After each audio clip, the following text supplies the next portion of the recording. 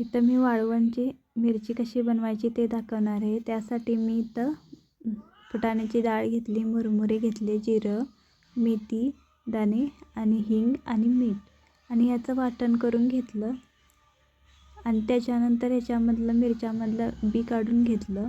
बी काढून इतर ताकामध्ये भिजत टाकलं मी। भिजत टाकून एक रात्र किंवा दिवसभर ठेवायचं।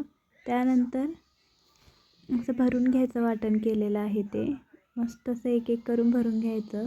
त्यानंतर आपण याला उन्हामध्ये सुकवायचं। उन्हामध्ये 4-5 उन्हं शेकवायची। त्यानंतर असे तळून दाखवते इथं मी तुम्हाला। इथं बघा असे खरपूस होईपर्यंत भाजून घ्यायचं छान। याला आपण भातासोबत खाऊ शकतो, मस्त लागतंय। खाऊन बघा एकदा आणि व्हिडिओ आवडल्यास लाईक करा, सबस्क्राईब करा, शेअर करा।